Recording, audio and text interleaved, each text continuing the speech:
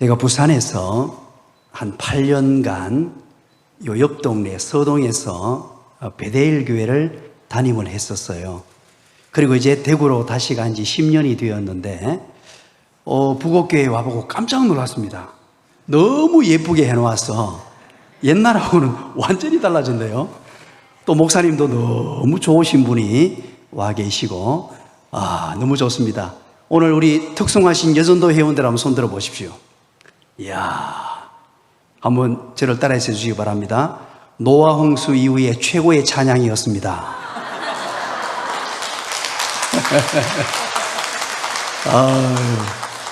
목소리가 그렇게 아름답고 또 이게 울림이 잘 되어서 참 찬양이 너무너무 좋은 것 같습니다. 우리 옆에 분들 보시면서 한번 인사합니다. 이렇게 한번 인사할까요? 미모가 죄라면 당신은 사형감입니다.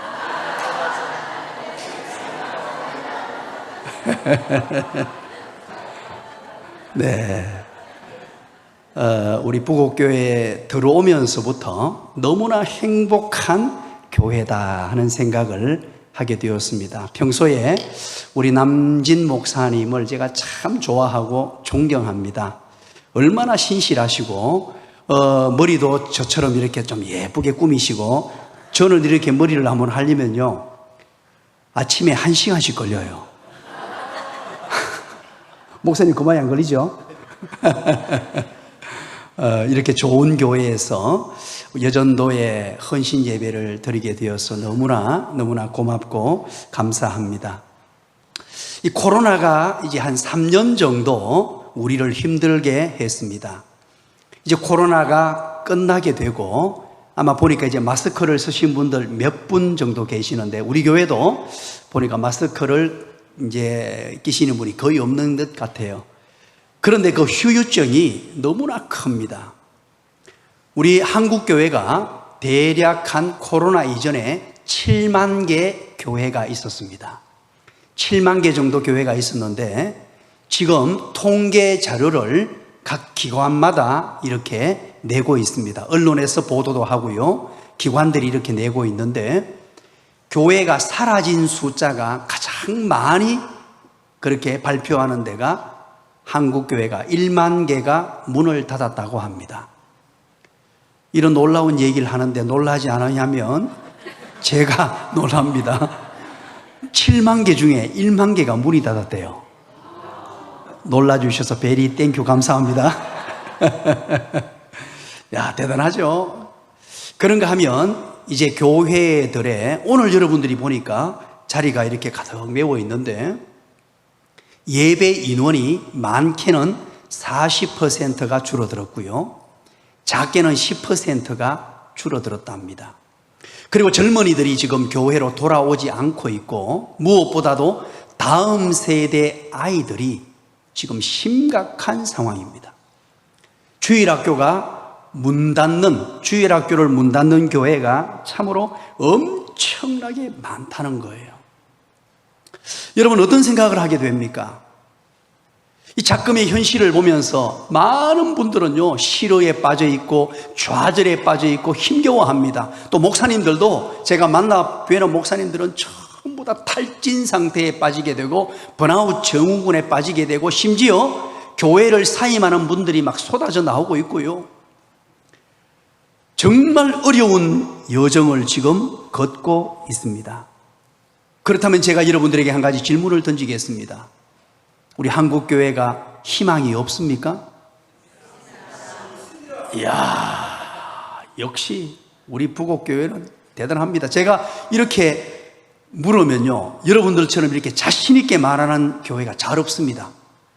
그냥 멀뚱멀뚱 가만히 앉아있는 게 대부분인데, 역시 부곡교회입니다. 옆에 사람에게 한번 얘기해 주시기 바랍니다. 당신은 정말 좋은 교회 다닙니다. 그렇습니다. 희망이 있습니다. 그건 틀림없어요. 우리 교회사를 한번 보십시오. 수많은 역경이 있었습니다. 고난이 있었습니다. 아픔이 있었습니다. 또 로마 시대 황제들의 박해가 심각했습니다. 네로 황제는 예수 믿는 사람들을 엄청나게 잡아 죽였어요. 그런 수많은 역경과 고난이 있었고 교회가 어려움을 만난 때가 한두 번이 아니었습니다. 그런데 놀라운 것은 어려움을 딛고 극복할 뿐만 아니고 이 어려움을 이겨나갈 때 무엇이 나타나느냐? 부흥이 이루어졌습니다. 믿으시기 바랍니다. 믿으시기 바랍니다. 그게 바로 성경의 역사요, 교회사의 역사입니다. 오늘 저는 그래서 우리 부곡교회 성도님들과 함께 이 하나님의 말씀을 가지고서 어떻게 하나님이 역사해 가시고 우리 부곡교회를 통해서 어떤 일을 해 가시며 또 한국교회가 앞으로 어떻게 되어 갈 것인가, 하나님의 말씀을 보면서 한번 살펴보려고 합니다. 우리는 나약합니다. 인간은요, 너무 나약합니다. 코로나 그 작은 바이러스 하나 때문에 이렇게 속절없이 무너졌던 게 우리입니다. 몸에 세포 하나가 잠깐 이상이 생겨버리면요, 속절없이 무너집니다. 그게 연약한 저와 여러분의 모습입니다. 그러나 하나님은 강하신 줄 믿으시기 바랍니다. 그런데 그 하나님께서 연약한 우리에게 힘을 주시기 위하여 누구를 보내주셨냐 하면 성령님을 보내주셨어요. 성령님, 요한복음에는 성령님을 다른 이름으로 표현합니다. 보혜사라고 표현을 해요. 보혜사. 이 보혜사라는 번역은 중국 성경을 그대로 한국어로 가지고 와서 번역을 했습니다. 왜냐하면 한국말로 보혜사를 번역할 마땅한 단어가 없었습니다. 그래서 중국어를 그대로 가지고 와서 보혜사로 번역을 했는데 한자어로 지킬보, 은혜해, 스성사를 씁니다. 성령님은 그러면 누구시냐? 우리를 지켜주시고 보호해 주시고 은혜를 베푸시며 나약하고 연약한 저와 여러분을 붙들어 주시는 분, 우리 힘으로 안 되는 것, 우리 능력으로 안 되는 것, 우리가 할 수 없는 일을 성령님께서, 영되신 그분께서 함께하면 모든 일이 가능한 줄 믿으시기 바랍니다. 보혜사 성령님을 우리에게 보내주신 거예요. 놀라운 일입니다. 그래서 우리가 연약하다는 걸 깨달을 때, 교회가 힘이 없다는 걸 깨달을 때, 교회가 역경과 고난 속에 빠질 때, 때로는 코로나 이런 팬데믹 현상 때문에 교회가 무너질 듯한 그런 상황, 다음 세대가 무너질 듯한 그런 상황 속에 그것 때문에 성령님을 우리에게 보내주셨다는 거예요. 놀랍지 않습니까? 오늘 사도행전 4장 31절을 한번 보시죠.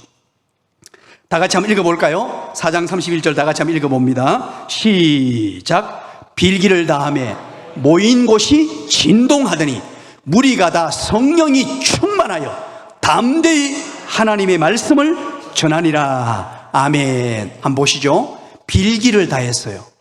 빌기를 다했더니만 모인 곳이 어떻게 됐다고요? 진동했다. 여러분 성경을 보실 때 진동이라는 단어, 지진이라는 단어가 나오면요, 이 헬라어로 에살류데라는 단어를 써요. 이 단어가 나오면 구약이나 신약이나 다 마찬가지예요. 무엇을 상징하느냐? 하나님의 임재를 상징합니다. 하나님의 현현을 상징해요. 하나님이 오셨다는 거예요. 사도행전 4장 31절 그 앞에 내용이 지금 뭔지는 모르겠습니다만, 사도행전 4장 1절부터 그 앞의 내용이 무엇인지 우리는 알 수 없습니다만 빌기를 마쳤어요. 기도를 마쳤습니다. 그런데 진동이 일어났다는 거예요. 놀라운 일입니다. 모인 곳이 진동하더니 하나님이 그곳에 임재하고 하나님의 능력이 나타나고 하나님의 권능이 나타났는데, 그 다음 보시죠. 한번 띄워주시죠. 무리가, 시작. 무리가 다 성령이 충만하여. 무리라는 것은 예수님의 제자들이에요. 제자들이 전부 성령이 충만했대요. 그리고 그 다음에 시작. 담대히 하나님의 말씀을 전하니라. 자, 오늘 이 본문을 보면서 우리는 역사를 한번 살펴봐야 합니다. 이때 성령 충만한 사도행전 4장에서의 제자들이 하나님의 임재가 나타나고 하나님의 현현이 그곳에 이루어지고 무리들이, 제자들이 성령이 충만했습니다. 하나님의 영으로 충만하고 그리고 담대히 하나님의 말씀을 전했어요. 자, 결과가 어떻게 되었습니까? 우리는 결과를 모두 알고 있습니다. 자, 그렇다면 제가 한 가지 질문을 던져볼게요. 사도행전은 1장부터 몇 장까지 있죠? 사도행전은 1장부터 몇 장? 28장. 이야, 훌륭하십니다. 옆에 사람에게 한번 얘기해 주시기 바랍니다. 소시적에 공부했으면 하버드 대 갔다. 사도행전 28장인 거 쉽게 알기가 어려운 거예요. 1장부터 28장인데요. 여기서 중요한 게 있습니다. 사도행전 1장부터 28장까지의 기간입니다.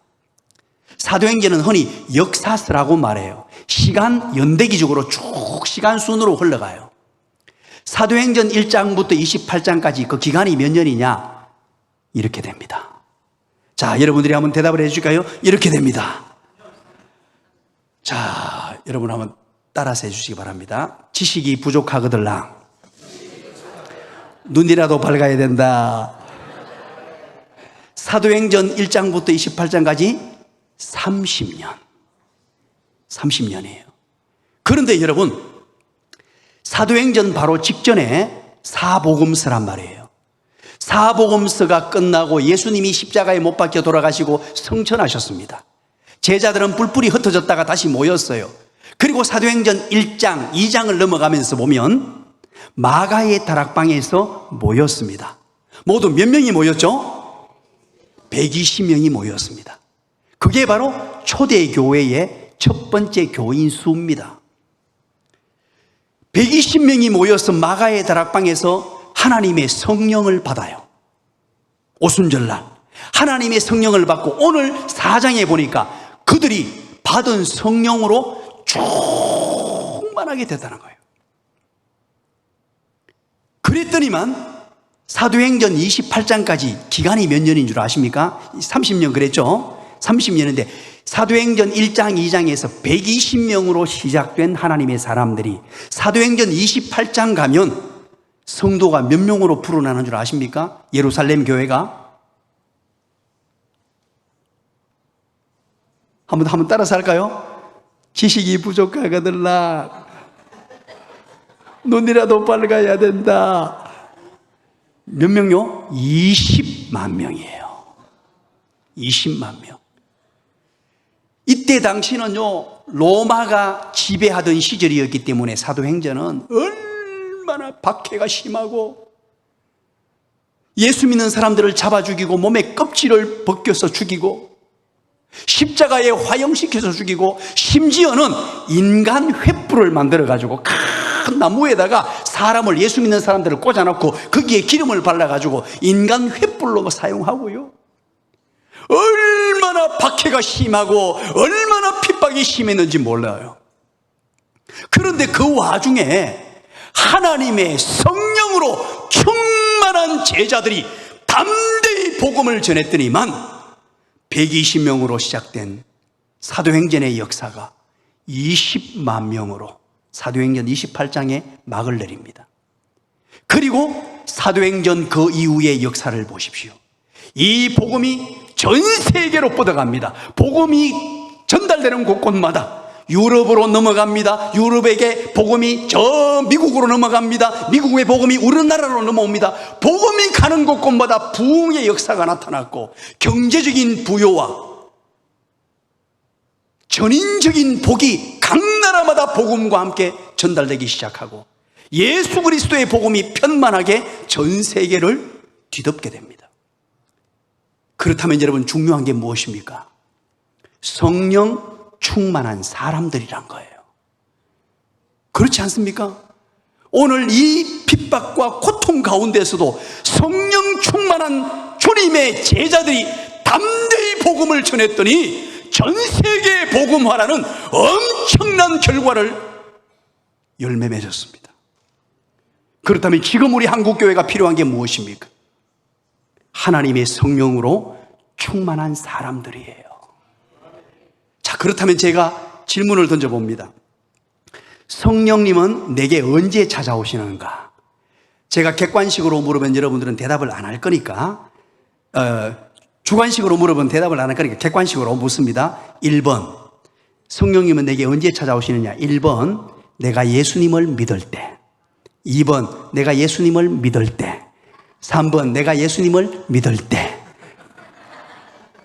언제 내게 임재하세요? 예수님을 믿을 때. 예수님을 나의 주 나의 하나님으로 받아들이는 순간 그 어떤 사람에게도 성령님은 내주하십니다. 그런데 문제가 뭐냐? 성령으로 충만하냐 충만하지 않느냐가 문제예요. 우리 예수 믿는 모든 사람들은 성령님을 모시고 지금 살고 있습니다. 하나님의 영이신 그분, 능력이신 그분, 보혜사, 우리를 도우시는 그분과 늘 함께하는 사람들이에요. 그런데 왜 능력이 나타나지 않느냐? 왜 하나님의 백성에게 기적과 능력이 나타나지 않느냐? 성령 충만하지 못하기 때문이에요. 오늘 이제 우리 한국교회에 나아갈 것은 하나님의 성령을 우리에게 보내주셨으니 우리가 성령 충만한 사람이 되면, 우리 초대교회의 역사를 보십시오. 한국교회의 역사를 보십시오. 얼마나 성령 충만했습니까? 하나님의 영이 운행했습니까?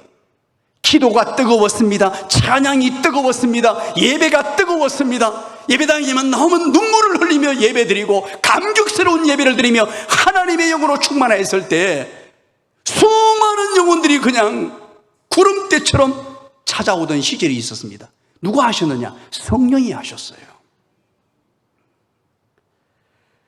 그래서 오늘 저는 여러분들과 함께 이 성령 충만의 비결을 가슴에 새기려고 합니다. 오늘 본문에 보면 명확하게 사도행전에 오순절에 성령 받았던 그들이 어떻게 성령 충만하게 변했느냐, 어떻게 성령 충만한 사람들이 되었느냐, 그 비밀을 오늘 본문에서 소개하고 있습니다. 자, 그렇다면 우리 23절부터 본문을 봐야 해답이 나와요. 자, 우리 사도행전 4장 23절 우리 다 같이 한번 읽어봅니다. 사도행전 4장 23절 다 같이 한번 읽어볼까요? 시작. 사도들이 노임에 그 동료에게 가서 제사장들과 장로들의 말을 다 알리니. 자, 여기서 사도들이 놓였다라고 말합니다. 여기 사도가 누구냐 하면 베드로와 요한이에요. 베드로와 요한. 그래서 오늘 이 사도들이 노임에 이 단어를 제대로 알기 위해서는 사도행전 3장으로 넘어가 보셔야 됩니다. 3장에 가면 예수님의 제자 가운데 베드로와 요한이요, 성령의 충만을 받고 기분이 좋아가지고 복음 전하러 다닙니다. 그래서 3장 1절부터 쭉 보면 어디 가느냐? 성전 앞에 가서 복음을 전합니다. 그때 안전뱅이 하나가요. 안전뱅이 하나가 베드로와 요한이 막 복음을 전하니까 안전뱅이 하나가 앉아가지고 뭐라 그러냐니까 한 푼 달라고, 도와달라고 한 푼 주옵소 그럽니다. 그때 베드로가 했던 유명한 말, 은과 금 나 없으나 내게 있는 것 내게 주니 곧 나사렛 예수 이름으로 일어나 걸으라. 그는 걸었네, 뛰었네, 찬양했네, 사이사이. 여러분 안 따라하시고 저 혼자만 하게 내버려둬가지고 은과 금은 내게 없거니와 내게 있는 것 예수 그리스도 이름으로 명하노니 너는 곧 일어나 걸어라. 베드로와 요한이, 그게 3장의 내용이에요. 그러면서 복음을 전하러 구석구석을 다닙니다. 이때 산헤드린 공회원, 그들이 예수님을 죽이는 자들이었죠. 대제사장을 필두로 해서 종교 지도자들이 모여있는 70명에서 72인이 모이는 공회원이 있습니다. 여기는요, 정치적인 기능, 종교적인 기능을 다 했던 사람이고 옷도 제사장 옷을 입고 거룩한 무리들입니다. 이들이 예수님을 죽였는데 예수를 전하고 있으니까 베드로와 요한을 잡아들입니다. 잡아들여가지고 핍박을 하고 겁박을 하고 욕을 하면서 예수 전하면 죽이겠다고. 사도행전 4장 18절을 특별히 한번 보십시오. 다시는 예수 이름으로 말하지도 말고 가르치지도 말라. 너희들 예수 전하면 죽이겠다. 다시는 예수 전하지 말라 하고 겁박하고 협박해가지고 내보내준 거예요, 베드로와 요한이. 그래서 오늘 4장 23절 사도들이 노임에 하는 것은 베드로와 요한이 복음 전하다가 산헤드린 공회에 잡혀갔다가 풀려났다는 말이에요. 자, 서슬푸른 산헤드린 공회에 베드로와 요한이 붙들려 있다가 이제 사도들이 놓였습니다. 그리고 그 다음 보세요. 어디로 갔다고요? 한번 보세요. 23절 사도들이 노임에 어디로 갔죠? 그 동료에게 갔어. 자, 여러분 동료가 누굽니까? 이게 이디우스라는 헬라어인데요, 사람들이 이 본문 때문에 많이 연구를 했어요. 그 동료가 누구였을까? 그리고 장소가 어디였을까 도대체? 이렇게 핍박을 당하고 협박을 당하고 다시는 예수 전하지 말라고 했기 때문에 멀리 도망갈 법한데, 그 동료 이디우스라는 단어는 학자들이 이렇게 이것을 번역합니다. 해석을 합니다. 마가의 다락방이었을 것이다. 동료들이 모여있는, 제자들이 모여있는, 오늘말로 하면 교회로 간 거예요. 자, 여러분 상식으로 생각해도 베드로와 요한이 교회로 다시 가고 싶었겠습니까? 다시 예수 전하면 죽이겠다고 스슬파른 그런 권력자들의 협박을 당하고 나왔는데, 이들이 다시 그 동료에게로, 마가의 다락방으로 돌아갑니다. 그리고 돌아가서 보십시오. 제사장들과 장로들의 말을 다 알렸습니다. 그게 뭐냐? 제사장과 장로들, 사내들인 공회원들, 그들이 협박하더라. 우리를 협박하고 핍박하더라. 그들이 우리 예수 전하지 말라고 하더라. 예수 전하면 다 죽인다고 하더라. 그 얘기잖아요. 그 얘기를 성도들에게 다 얘기했습니다. 이제 그리고 나서 4장 24절, 오늘 본문에서 성령 충만의 비결이 24절에 등장합니다. 우리 24절은 중요해서 다 같이 한번 읽어봅니다. 시작. 그들이 듣고 한 마음으로 하나님께 소리를 높여 이르되, 대주제여 천지와 바다와 그 가운데 만물을 지은 이시여. 아멘. 성령 충만의 비결 첫 번째가 감사 찬양입니다. 찬양을 드린 거예요. 자, 여러분 입장을 바꿔놓고 한번 생각해 보세요.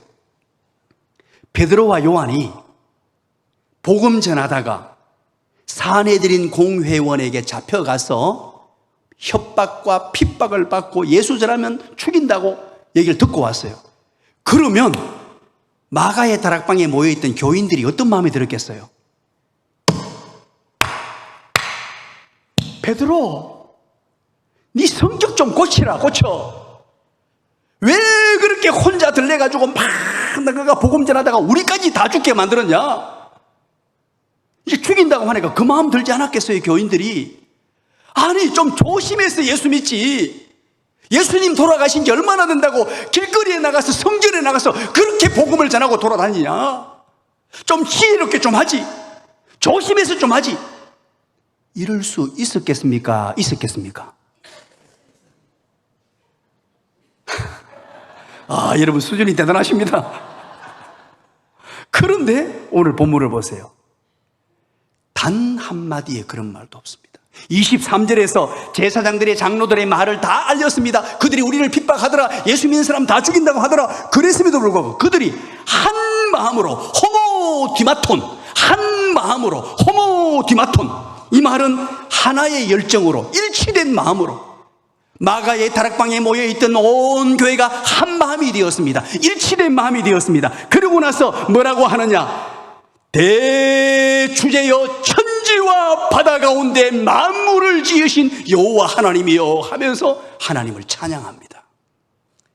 성령 충만의 비결은요, 바로 찬양입니다. 환경은 어려움이 있습니다. 역경이 있습니다. 고난이 있습니다. 우리는 나도 모르게 불평불만을 쏟아냅니다. 교회가 조금 어려우면 뭔가 모르게 불평을 쏟아냅니다. 코로나가 터져도 불평을 쏟아냅니다. 이때 초대교회의 위대한 하나님의 사람들은 어떤 역경 가운데에서도 불평불만하지 않고 찬양으로 하나님을 노래하며 대주제여. 오늘 이 본문은 곡조 달린 노래의 찬양이 아니고요, 선포하는 찬양입니다. 큰 목소리로 백성들이 120명의 문도가 하나님을 찬양하고 하나님의 이름을 높여드리는 놀라운 일이 발생했습니다. 여러분 한번 따라해 주시기 바랍니다. 비비원불원 백해무익이요 칭위격감은 다다익선이라. 다다익선을 뛰어넘어 만사형 통하리라. 아멘 할 때까지. 아, 여러분들 훌륭하세요. 제가 여러분 아멘 안 했으면 순교할 뻔했습니다. 자, 이게 무슨 말이냐? 이건 우리 교회에서 만든 용어입니다. 비비원불원 백해무익이요. 이건 뭐냐? 비난하고 비판하고 원망하고 불평하면 이 백해무익이에요. 어떤 상황, 어떤 환경 가운데서도 하나님을 믿지 못하고 하나님을 신뢰하지 못하면 비난하고 비판하고 원망하고 불평하게 되어 있습니다. 그러나 하나님을 전적으로 신뢰하고 믿으면 어떤 결과를 내느냐? 칭위격감, 칭찬하고 위로하고 격려하고 감사하게 되는 줄 믿으시기 바랍니다. 그래서 우리 교회에서는 제가 이것을 가지고 가사를 쓰고, 우리 교회 민호기 목사님이라고 있어요. 소망의 바다 찬양 사역자로 유명한데 민 목사님이 곡을 만들었습니다. 칭찬하고 위로하고 격려하고 감사하고 원망과 불평 모두 사라지고 주의 사랑을 전해요. 짝짝. 비난하고 비판하고 원망하고 불평하지 말고 칭찬하고 위로하고 격려하고 감사하는, 먼저는 하나님께 찬양을 올려드리는 겁니다. 이 찬양의 능력은요, 이런 말로 표현할 수 없습니다. 찬양은 교회의 성도들에게만 주신 것이에요. 이 찬양에는요, 놀라운 능력이 있고 역사하는 힘이 있는 줄 믿으시기 바랍니다. 제가 부산의 베델 교회에 2007년도에 부임을 하게 됩니다. 한 8년 동안 부산 베델 교회에서 사역을 했습니다. 그때 당시 우리 원로 목사님께서 목회를 하시다가, 서동 잘 아시죠? 그때 뉴타운으로 고시되면서 도시가 급속도로 다운되기 시작하고, 지금은 이제 집수리도 가능한데 그때는요, 집도 수리 못해요. 이렇게 벽지도 바르지 못해, 바닥도 바르지. 왜냐니까 이거 다 해놓고 나면요, 보상을 많이 해줘야 되니까 뉴타운으로 46만 평을 고시하고는 모든 걸 묶어버렸습니다. 그러니까 젊은이들이 다 빠져나갈 수밖에 없는 거예요. 그리고 그 동네에서 장사를 하는 사람들이 장사가 안 되는 거예요. 바닥을 고쳐야 되고 벽지를 발라야 되고, 이게 연쇄적으로 막 일어나니까 그 동네가 완전히 다운되기 시작했어요. 그런데 저는 그것도 모르고 그 교회에서 오라 그래가지고 그냥 간 거예요. 지금도 여러분이 제 얼굴을 한번 보세요. 얼마나 젊습니까? 그죠? 얼핏 보기에는 그냥 뭐 삼자로 보이잖아. 그죠? 별로 감동이 없는데 그때 참 많이 젊었겠죠. 2007년이니까 그렇게 이제 부임해서 아무것도 모르고 왔습니다.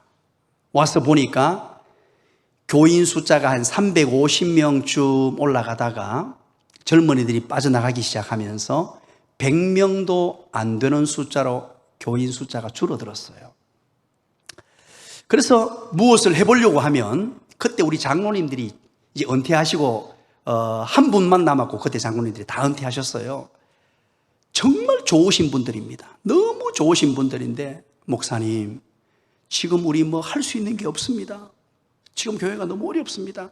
한 가지 하려고 하면요, 목사님, 그 우리 다 해봤는데 안 됩니다.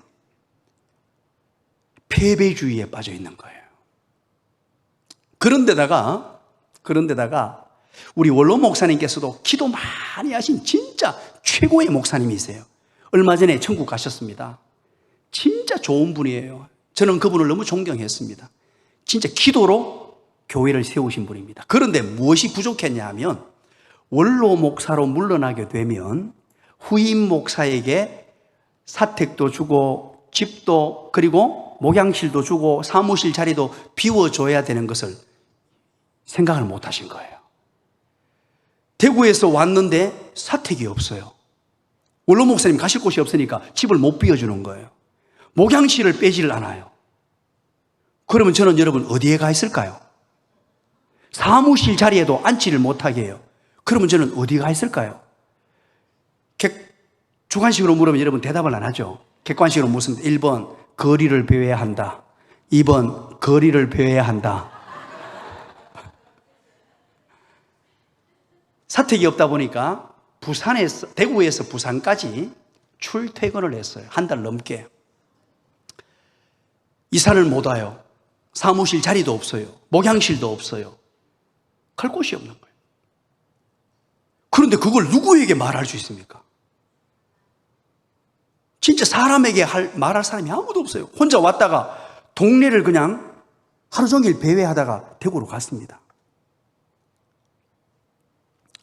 그러면서 이 답답한 마음, 지금은 여러분들에게 자연스럽게 얘기합니다만 그때는 암담했습니다. 교인 한 사람 아는 사람 없는데, 어느 누구 개인적인 친분이 있는 사람이 아무도 없었는데 그냥 오라고 해서 갔는데 아무것도 없어요. 1시간 한 10분 동안 차를 타고 출근하고 이제 대구에서 부산까지 퇴근을 했습니다. 그러면서 혼자 차를 운전해 갈 때 눈물이 막 폭폭수와 같이 흐르는 거예요. 얘기할 곳은 하나님밖에 없잖아요. 그래서 운전대를 붙들고 그때 정말 1시간 10분 동안요, 제가 세계에서 최초로 만들어낸 것이 있습니다. 1인 차량 부흥회입니다. 1인 차량 부흥회를 만들어서 운전대를 붙들고 가면서 찬양을 부르기 시작했어요. 가장 많이 불렀던 찬양이 하나님 한 번도 나를 실망시킨 적 없으시고 언제나 공평과 인애로 나를 지키셨네. 오 신실하신 주, 오 신실하신 주, 내 너를 떠나지도 않으리라. 내 너를 버리지도 않으리라. 약속하셨던 주님, 그 약속을 지키사 이후로도 영원토록 나를 지키시리라 확신하네.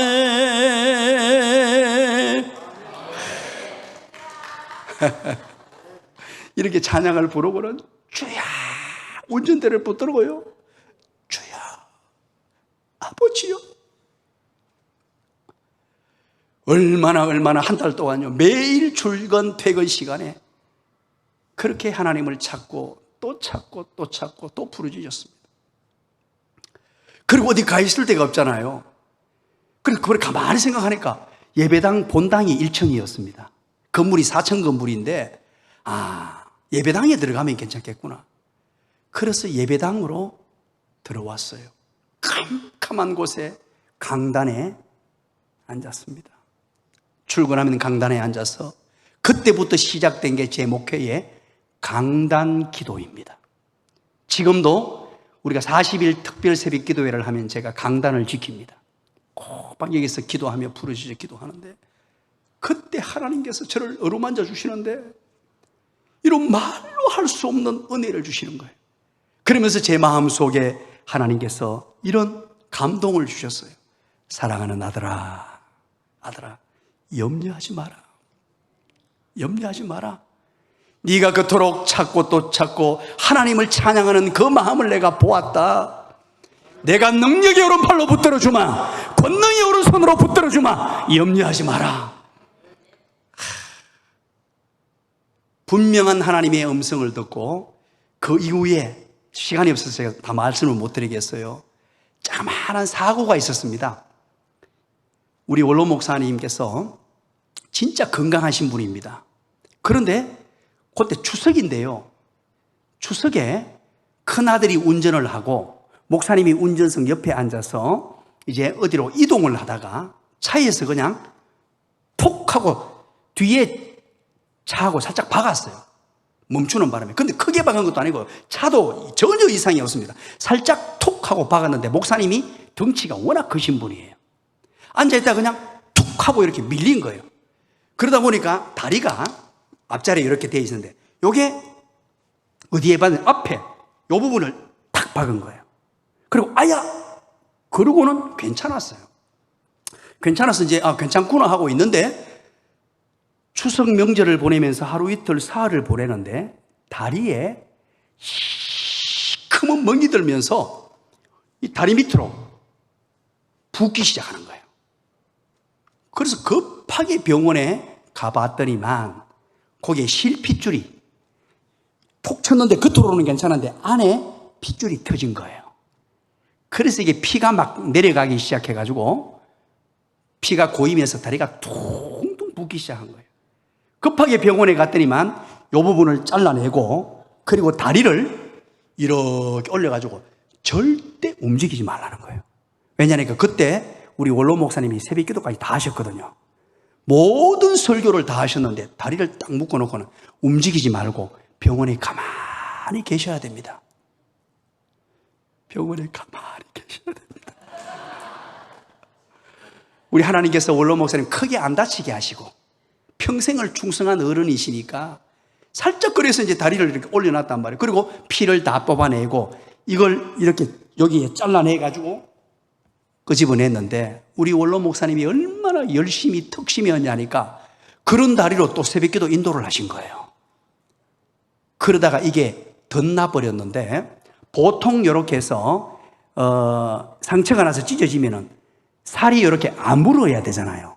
아물거나 새순이 나와가지고 벌어진 채로 아물면 안 되는데 이건요 의사들도 깜짝 놀랄 정도로 이렇게 벌어진 채로 아물어버린 거예요.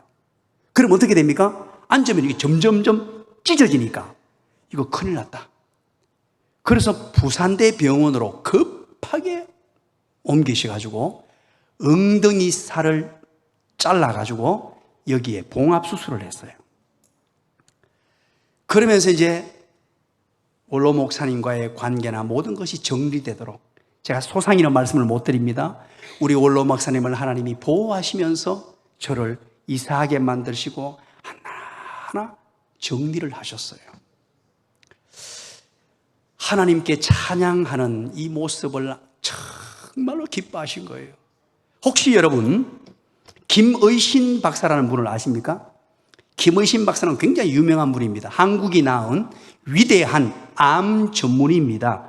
미국 텍사스 대학교 MD 앤더슨 암센터의 종신교수로 그렇게 임명받으신 분이에요. 서울대학교 융합과 기술대학원 교수를 역임하시기도 하셨고요. 세계적인 암 전문의로 미국의 의사들이 뽑은 최고의 의사에 11차례나 뽑힌 분이에요. 나중에 여러분 검색해서 김의신 박사라고 한번 쳐보세요. 진짜 유명한 분입니다. 이분이 이제 한국에 오셔가지고 강연도 많이 하시고 강의도 많이 하세요. 그런데 이분 얘기입니다. 우리 몸 속에는 이 자리에 앉아 계신 모든 분들이 지금 암세포가 만들어지고 있대요. 암세포. 모든 사람이 암세포가 지금도 만들어지고 있는데 암이 안 걸리는 이유가 뭔 줄 아세요? 그 이유는 NK세포 때문이라고 합니다.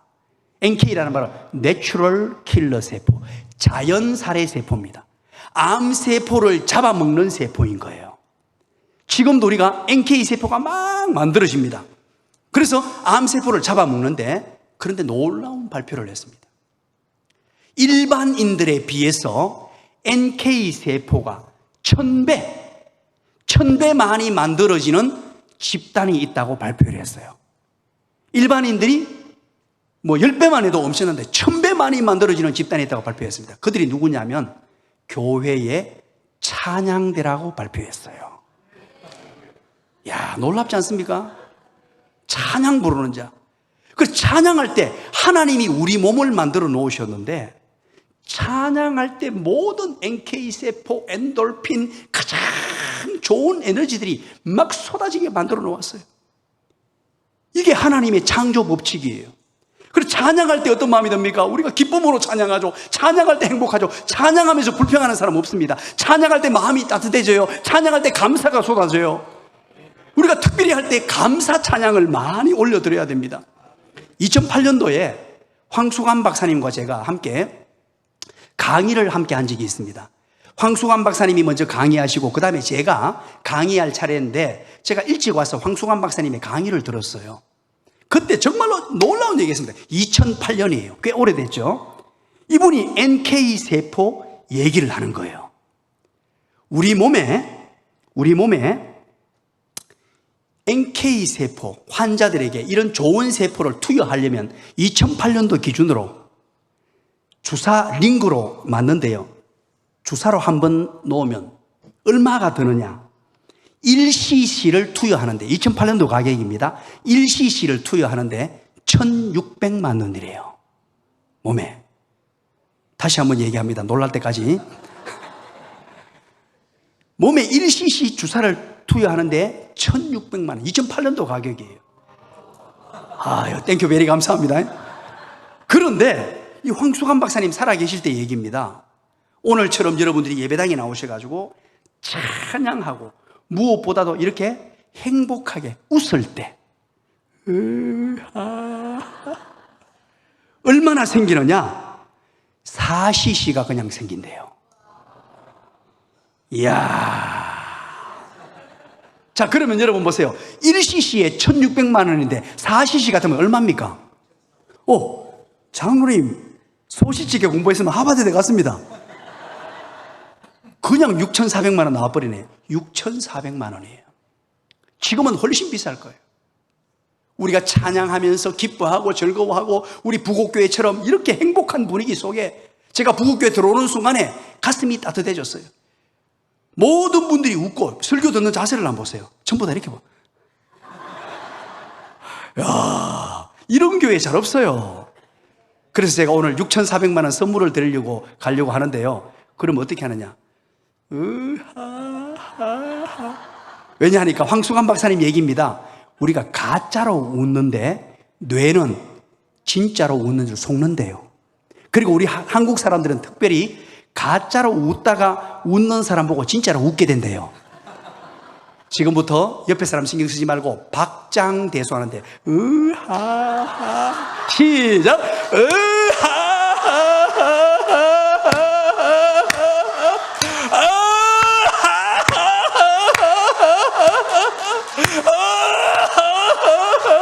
회장님, 권사님, 장로님,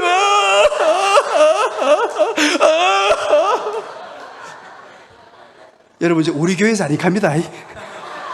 우리 부곡교회 왔으니까 여기까지.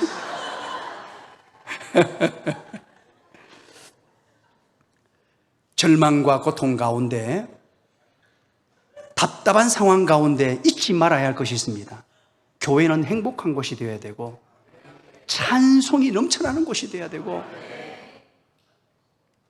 인상이 찌푸러지면요, 교회는 그때부터 하강 곡선을 걷게 됩니다. 우리 교회 들어가면요, 우리 교회 분위기가 어떤 줄 아십니까? 목사가 쫙 나타나잖아요. 전부 다 막 이제 옆에 문을 열고 들어오는데 막 전부 목사님 그러고 막 저를 쳐다보고 눈 마주치려고요. 전부 이러고 있어요. 그러면 제가 정중하게 인사 한번 딱 하고 어떻게 하는 줄 압니까? 그러고 자리에 싹 갑니다. 교회는 늘 행복해야 되고 하나님이 함께 하시고 하나님을 노래하며 찬양하며 감사가 넘쳐나는 공동체, 이게 바로 성령 충만의 비결이에요. 우리 베델 교회가, 부산의 베델 교회가 그렇게 어려움을 겪을 때 제가 그래서 구호를 만들었어요. 너무 답답해서 기도하면서 구호를 만들었어요. 나는 잘 되는 사람입니다. 앞으로 더 잘 될 것입니다. 왜냐하면 하나님께서 함께 하시기 때문입니다. 이렇게 만들었어요. 그래서 어떻게 하느냐? 제가 나는 이라고 하면 여러분들은 잘 되는 사람입니다. 제가 앞으로 하면 더 잘 될 것입니다. 제가 왜냐하면 그러면 여러분들은 하나님께서 함께 하시기 때문입니다. 한번 해볼까요? 나는 앞으로 왜냐하면 믿으시기 바랍니다. 믿으시기 바랍니다. 믿으시기 바랍니다. 우리는 망할래야 망할 수 없습니다. 왜? 하나님이 함께 하시는데요. 그래서 우리 베델 교회가 그때 쫙 가라앉아 있을 때 누구 한 분이라도 졸잖아요. 설교를 듣다가 누구 한 분이라도 이러면요, 나는! 그래서 그러면 깜짝 놀라가지고 뭐 잘 되는 사람입니다. 앞으로 더 잘 될 것입니다. 왜냐하면 하나님께서 함께 하시기 때문입니다. 그리고 막 교회가 부르기를 가고 찬양할 때도요, 제가 찬양팀을 제가 연습을 시켰어요. 너무 안타까운 마음에 찬양팀, 찬양대 막 제가 힘있게 부르기를 원해서 주의 진리 위에 십자가 군기 하면서 막 박수치면서 그래서 우리 부곡교회가 찬양이 살아서 이 찬양을 통하여 하나님께 영광 올려드리는 교회 되기를 간절히 축원합니다. 그리고 24절까지 했는데 25절부터 28절까지예요. 제가 시간 때문에 다 지금 읽지를 못하겠습니다. 오늘 사도행전 4장 23절부터 메모를 하셨다가 쭉 한번 읽어보세요. 25절부터 28절까지 내용이 뭐냐 하면 이렇게 대주제여 하고 찬양을 했습니다. 찬양을 하고 난 뒤에 하나님의 말씀을 함께 읽습니다. 그 말씀이 어디냐? 시편 2장 1, 2편의 내용이에요. 오늘 여기에 보면 여러분 주석 성경이 있으면은 25절에 미엄이라고 해놓은 게 있을 겁니다. 미엄을 찾아가지고 밑에 주석을 쭉 찾아 내려가 보세요. 거기 뭐라고 적혀 있습니까? 미엄을 찾아보세요. 한번 읽어볼까요? 시작. 시편? 그렇죠. 그게 주석이라 그래요.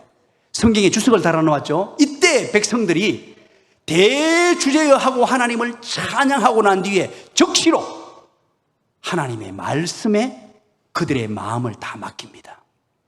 시편 2편의 말씀인데요, 시편 2편의 말씀을 붙들고 이제 우리가 말씀으로 돌아가자. 말씀을 붙듭시다. 25, 26, 27, 28절 이게 전부 하나님의 말씀이에요. 말씀을 부여잡고 하나님 말씀대로 우리가 어려움을 당했다. 저 사내들인 공회원들이 우리를 죽이려고 한다. 예수 못 전하게 한다. 절체절명의 위기다. 그러면서 다시 하나님의 말씀을 받자. 그러면서 시편 2편의 말씀을 끄집어내니까 그게 바로 메시아 기름 부은 자들을 핍박하는 내용인데, 그런데 놀라운 거예요.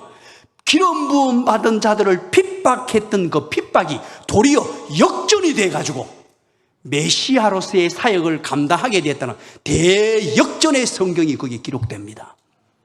그래서 그 말씀을 붙들고 그러면 그렇지, 저들이 아무리 반대하고 저들이 아무리 핍박하고 저들이 아무리 우리를 죽이려고 해도 하나님 살아계시고 예수 그리스도께서 우리와 함께 하실 거야 믿으시기 바랍니다. 그 말씀을 붙들고 힘을 얻었습니다. 저들이 핍박한다고 저건 헛된 일이야, 모든 게 허사야. 그리고 하나님의 말씀을 붙들었습니다. 여러분, 제가 목회를 오랫동안 해보니까 깨우치는 바가 있습니다. 그게 뭐냐 하면 소문을 믿는 사람이 있고 목사를 믿고 하나님의 말씀을 믿는 사람이 있더라고요. 제가 목회를 수십 년 했기 때문에 아직 여러분들이 보기에 너무 젊어 보입니다만은 제가 나이가 조금은 있는 것 같아요. 이제는 중년 목회자가 되었습니다. 그러면서 수많은 일들을 겪었어요. 어려움을 만나니까 소문 듣고 막 교회가 어떤 데는 휘청휘청할 때도 있었습니다. 제가 지금 대구 나눔과 승김의 교회를 개척했거든요. 지금 이제 요즘 코로나 때 우리 교회는 숫자를 헤아리지 않습니다. 그 이유를 제가 조금 이따 밝히겠습니다. 숫자를 헤아리지 않아요. 한 영혼을 소중히 여기는 목회이기 때문에 숫자를 헤아리지 않는데, 코로나 때문에 어쩔 수 없이 교인 관리 프로그램을 가동시키고 전체 인원을 파악했더니만 등록 인원이 한 2,873명이 되더라고요. 아이고, 놀라신 분들에게는 복이 있을지어다.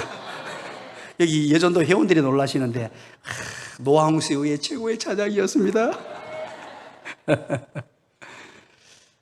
그러니까 교회가 상당히 숫자적으로도 부흥되고 놀라운 일들이 많이 일어났습니다. 그 과정 속에 얼마나 많은 일들이 있었겠습니까? 그런데 그때마다 소문 듣고 휘청휘청하는 사람들이 생겼어요. 여러분들 부탁합니다. 누가 어떤 말을 하든지 그들에게 마음을 빼앗기지 마십시오. 교회는 하나님의 말씀. 그리고 여러분, 제가 우리 목사님을 위해서 막 이렇게 드리는 말씀이 아니라 여러분들을 위해서 말씀드립니다. 여러분들 지금까지 신앙생활 하면서 신앙생활에 가장 힘들고 은혜가 안 되었던 때가 언제죠? 목사와 관계가 무너졌을 때예요. 여러분들이 영적인 게 다 막혀버려요. 목사와 관계가 무너지면. 저는 그래서 우리 교인들에게 이거 정말로 잘 가르칩니다. 목사가 부족하다는 걸 인정합니다. 목사가 연약하다는 것도 인정합니다. 그럼에도 불구하고 연약한 부분 약점을 부여잡고 기도해주고, 목사를 존귀히 여기고 사랑해주고, 목사 대접하기를 잘 대접하고, 이것은요 옛날에 구닥다리처럼 막 목사님들이 권위를 가지고 한 시대와 달라요. 그런 의미가 아니에요. 여러분의 영혼을 살기 위해, 왜? 말씀 전달하는 말씀 사역자예요. 요한계시록에 보면 바로 주의 사자를 통하여 7 교회를 운행하시고 통치하신다라고 하나님은 밝히세요. 그게 바로 말씀입니다. 그래서 여러분 꼭 부탁드립니다. 여러분 개개인을 위해서, 여러분의 후손을 위해서 간절히 부탁드립니다. 목사와 관계를 잘 맺으십시오. 혹시 목사님의 약점이 보이거나, 이제 목사님 부임하신 지 얼마 되셨습니까? 오래되셨네요. 나는 한 1, 2년 된 것 같은데 4년 되셨네요.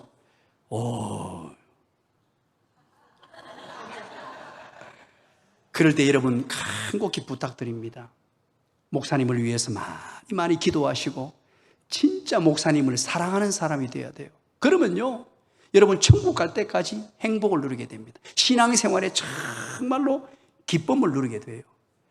자, 교회들마다 어떤 교회에 가보면 한 세대가 무너져 있는 교회가 있습니다.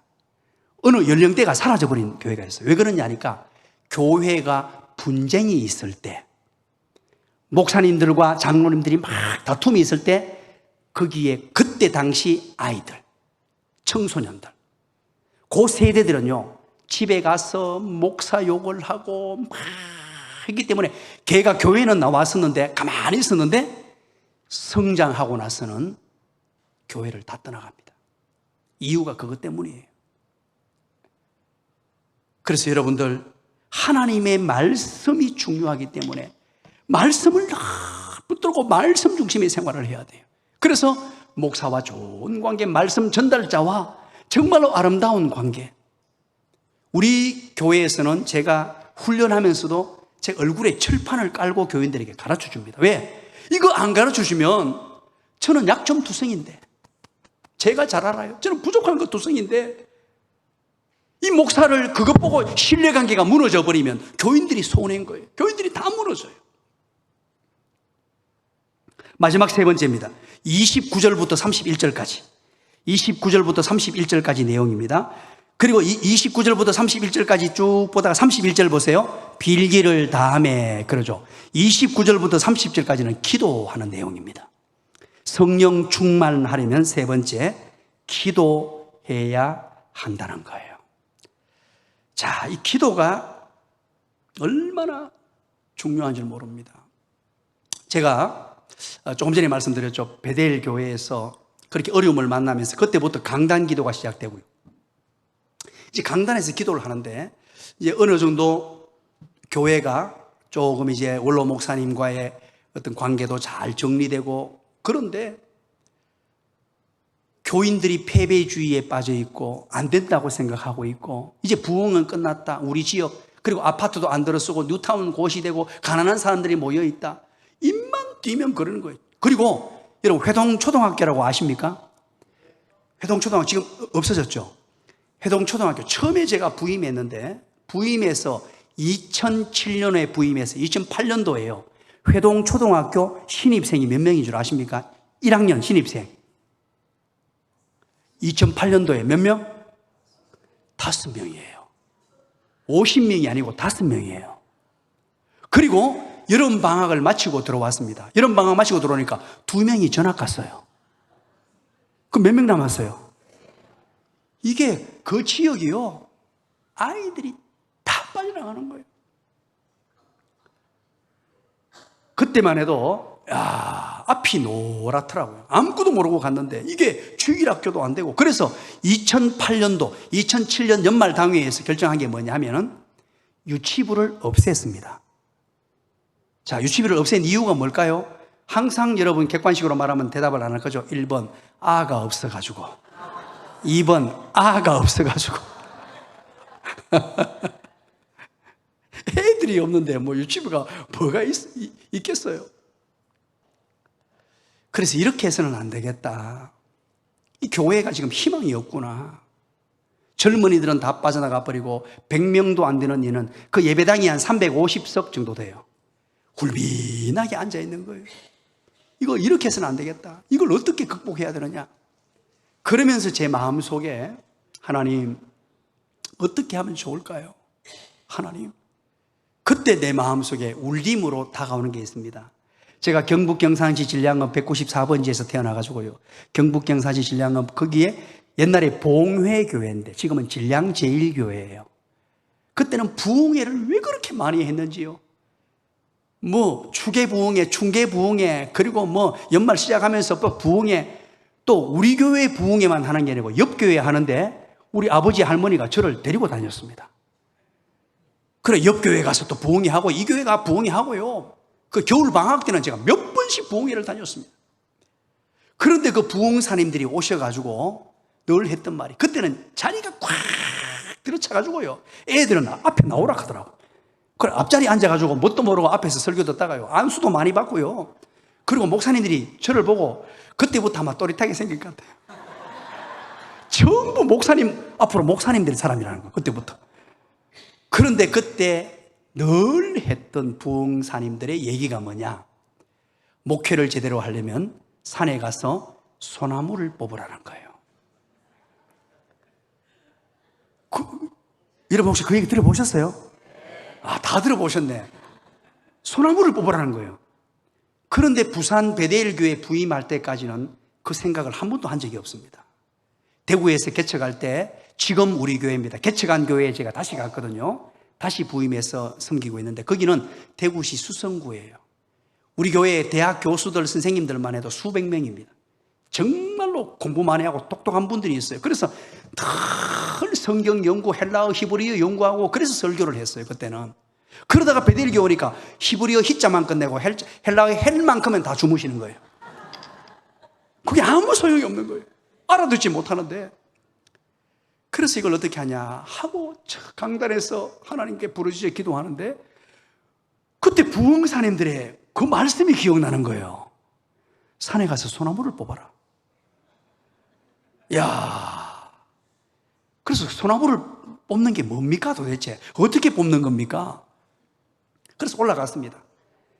노회에 가가지고 목사님들께 나하고 산에 가서 기도할 사람 손 들으십시오. 네, 그랬어요. 그랬더니 세 분 목사님이 손 듭니다. 여기 가면 샘물교회 성삼년 목사님이라고 있습니다. 이제 은퇴하셨는데 여기 또 복된 교회 정재형 목사님, 그리고 저 사직동에 백만인 장로교회 박예천 목사님, 세 분이 손을 번쩍 드는 거예요. 그리고 우리 네 명이서 샘물교회를 베이스 캠프로 하고 그 뒤 산에 올라갔어요. 산에 올라서 나는 소나무 뽑는다는 거 부끄러워 얘기 못하고요. 목사님들이 나를 놀릴까 싶어가지고 그냥 산에 가서 기도하자. 그리고 새벽 기도 마치고 산에 올라갔어요. 계속 올라가서 기도를 하는데 여러분 금정산에 그 바위산이고요. 소나무가 얼마나 큰 줄 압니까? 처음 이만합니다. 이야, 저걸 뽑아야 된다? 그래서 내가 산에 올라가서 소나무를 쫙 보고는 한 그루를 정했습니다. 여러분 믿음으로 얘기해 주시기 바랍니다. 큰 걸 잡았을까요? 작은 걸 잡았을까요? 작은 걸 잡았을까요? 작은 걸 잡았을까요? 제 요래 손에 딱 끼는 거 있잖아요. 요만한 거 딱 한 그루가 있길래 그걸 딱 정했습니다. 그리고 새벽 기도를 마치고 산으로 올라갑니다. 올라가서 제가 그때 처음 알았습니다. 산에 올라가는 순간부터 배가 고파요. 이거 참 희한하죠. 아침을 먹었습니다. 분명히 먹었는데 산에 한 3, 40분 갔는데 그때부터 배가 고픈데 산에 뭐 점심을 가져갈 수 있습니까? 밥을 먹을 수 있습니까? 그래서 우리가 연구하다가 라면을 하면 삶아 먹을까 하다가 산에서 무슨 라면을 삶아 먹어요. 그래서 안 되겠다. 우리 그냥 기도하는 김에 금식하며 하자. 그리고는 소나무를 붙들고요. 밀고 땡기고 하는데 여러분 소나무 오늘 가서 한번 시범해 보세요. 아무리 작은 소나무라도요. 꼼짝 안 합니다.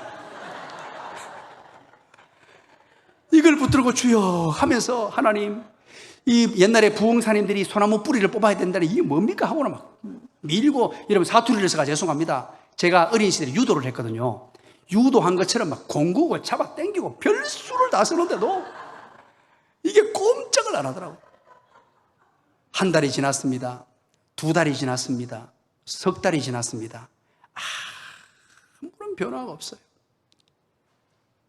제가 손을 뻗던 그 부분만 반들반들하게 바뀌지 뭐 나무가 무슨 변화가 없습니다. 넉 달이 지났습니다. 다섯 달이 지났습니다. 여섯 달이 지났습니다. 이제 6개월쯤 지났는데 참 여러분 죄송합니다.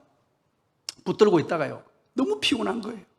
막 피곤하면 그 자리에서 손 한번 붙들고 앉아가지고 졸다가 자다가 또 번쩍 생기가 또 밀고 하는데, 그때도 너무 피곤해가 막 붙들고 가다가 지쳐가지고 풀썩 주저앉았어요. 앉아서 이제 한심 잔 것 같아요. 자고 이제 벌떡 일어나서 다시 또 쭉 하라고 하는데 내 마음에 울림으로, 큰 울림으로 제게 사랑하는 아들아, 아들아, 그러면서 울림이 제게 큰 음성으로 다가왔습니다. 그 울림의 음성이 뭐냐? 사랑하는 아들아, 소나무 안 뽑힌다. 이야, 참. 뭔가 소나무 뽑혀가 막 휘치휘치 넘어가고 태풍이 불어가 막 소나무 제 것만 아니고 옆에 것도 다 뽑혀야 되는데 기도하면 안 뽑힌다. 그것도 너무 경건한 마음에 뚜렷한 음성으로. 그러면서 그 뒤에 뭐라고 하시느냐 하니까 하나님께서 제 마음의 울림으로 네 속에 있는 선뿌리를 뽑아라 하는 음성이에요. 야, 제가 그 음성을 듣는 순간에 그날 집에 내려오지를 못했습니다. 제 속의 선뿌리가 무엇이었냐 하면, 그때 당시 베델교회 교인들이 평균 연령이 70대가 넘은 어르신들이었어요. 젊은이들이 다 빠져나가고, 그분들 섬기라고 하나님께서 그곳에 보냈잖아요.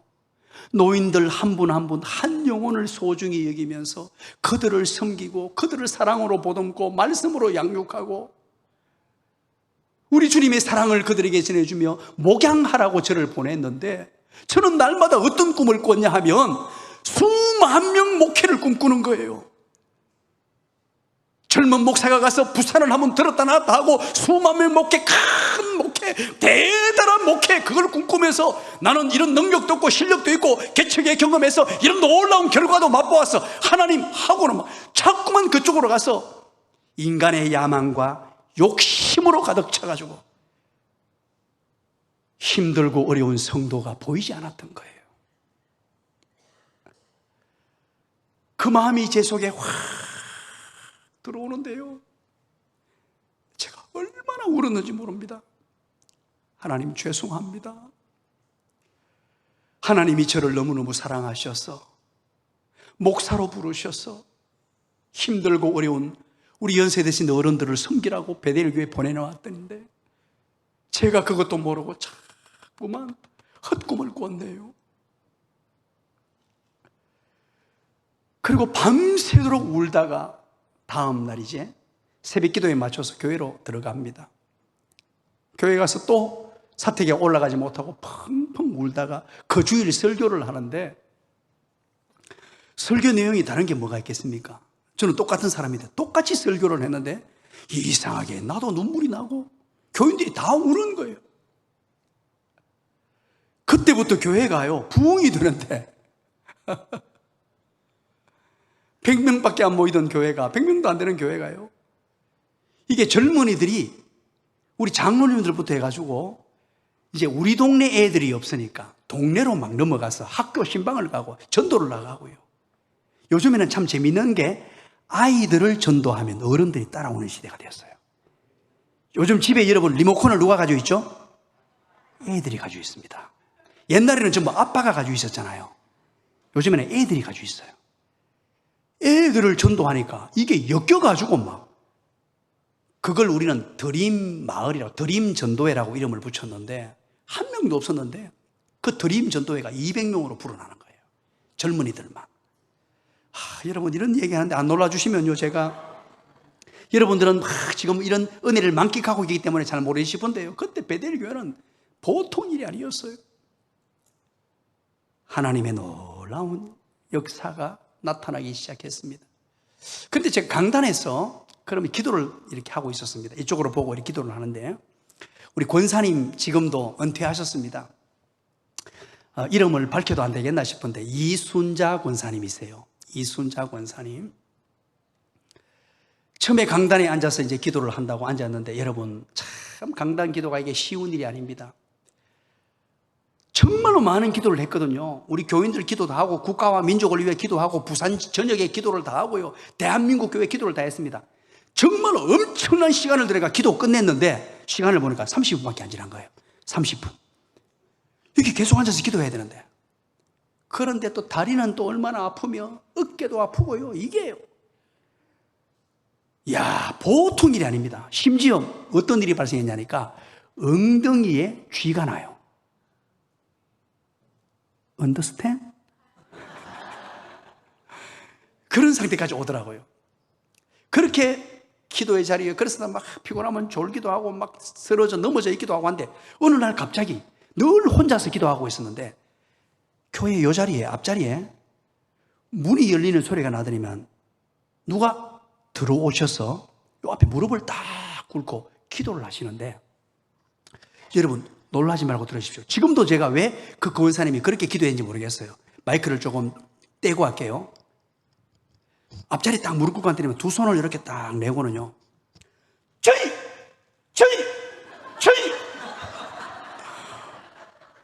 앞에 대놓고 제가 여기 앉아있는데 세 번을 꼭 정말 큰 소리로요, 세 번을 주여 하더니만 그때부터 막 타타타타타타타타타 기도를 하는데, 제가 듣고 싶어 들은 게 아니고 요 와가지고 제가 앉아있는데 얘기 한번 해보세요. 발음 정확하게 하면서 기도해보세요. 다 들리지? 어떤 기도를 하느냐니까, 주의 젊은 종을 붙들어 주시옵소서, 성령의 능력으로 붙들어 주시고 젊은 종에게 영권을 주시고 권능을 주시고 막 하면서 막 저를 위해서 막 타타타타타타 기도를 하는데요. 와, 제가 그거 듣고 앉았다가 몸에 막 전율이 막 그러더라고요. 감동이 되는 거예요. 우리 권사님이 저를 위해서 이토록 기도하시는구나, 얼마나 뜨겁게. 그런데 그때부터, 그때 교인이 한 100명 조금 안 될 때입니다. 오전 한 10시 반, 11시쯤 되면요, 집에 있는 여자분들이 전부 교회를 다 나왔어요. 3, 40명이 저는 강당에 앉아있고 와서 기도를 하기 시작하는 거예요. 한 사람, 누가 오라고 한 것도 아니에요. 기도회 한다고 한 것도 아닙니다. 한 사람 이게 모여들더니만 3, 40명이 막 기도하는데, 이게 막 울려가지고 통성기도가 되는 거예요. 그래서 그때부터 음악을 틀었습니다. 제가 들어가면 이게 기도의 불길이 타오르기 시작하는 거예요. 사랑하는 여러분, 교회는 기도하는 자들에 의해서 하나님이 일하시는 곳입니다. 성령 충만한 비결 세 번째가 바로 기도입니다. 기도를 하지 못하게 막는 것이 여러분 무엇이 있습니까? 도대체 기도를 하지 못하게, 때로는 기도 응답이 안 되는 것 같습니다. 기도해도 응답이 되지 않는 것 같습니다. 여러분, 기도를 멈추지 마십시오.